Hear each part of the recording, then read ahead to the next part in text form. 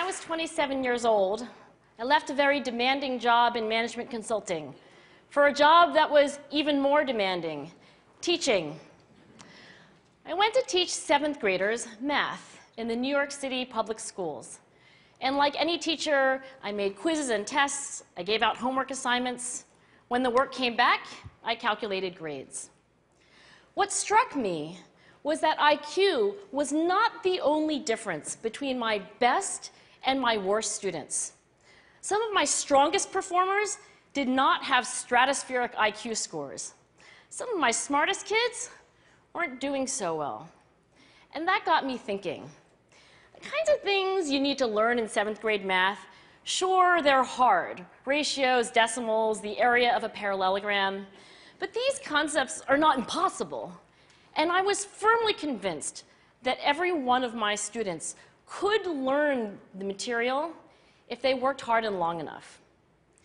After several more years of teaching, I came to the conclusion that what we need in education is a much better understanding of students and learning from a motivational perspective, from a psychological perspective.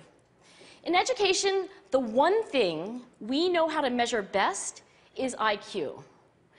But what if doing well in school and in life depends on much more than your ability to learn quickly and easily?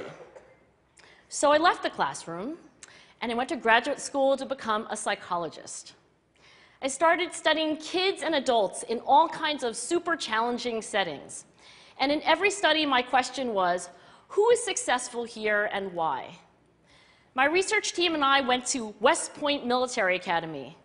We tried to predict which cadets would stay in military training and which would drop out. We went to the National Spelling Bee and tried to predict which children would advance farthest in competition.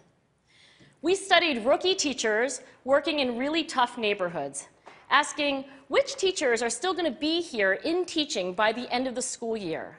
And of those, who will be the most effective at improving learning outcomes for their students? We partnered with private companies asking which of these salespeople is going to keep their jobs and who's going to earn the most money. In all those very different contexts, one characteristic emerged as a significant predictor of success. And it wasn't social intelligence, it wasn't good looks, physical health, and it wasn't IQ. It was grit. Grit is passion and perseverance for very long-term goals. Grit is having stamina. Grit is sticking with your future, day in, day out, not just for the week, not just for the month, but for years, and working really hard to make that future a reality.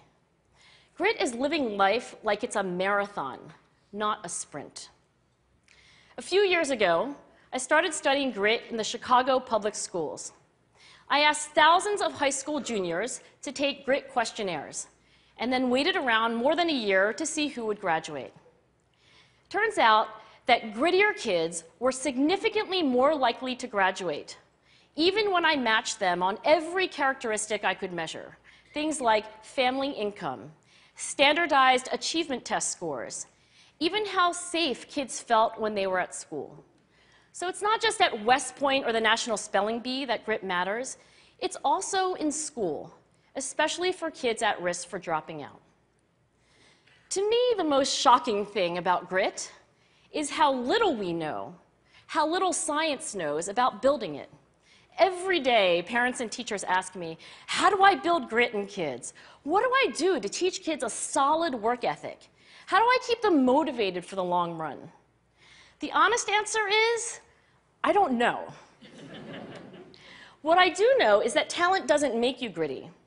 Our data show very clearly that there are many talented individuals who simply do not follow through on their commitments. In fact, in our data, grit is usually unrelated or even inversely related to measures of talent. So far, the best idea I've heard about building grit in kids is something called growth mindset. This is an idea developed at Stanford University by Carol Dweck, and it is the belief that the ability to learn is not fixed, that it can change with your effort. Dr. Dweck has shown that when kids read and learn about the brain and how it changes and grows in response to challenge, they're much more likely to persevere when they fail because they don't believe that failure is a permanent condition.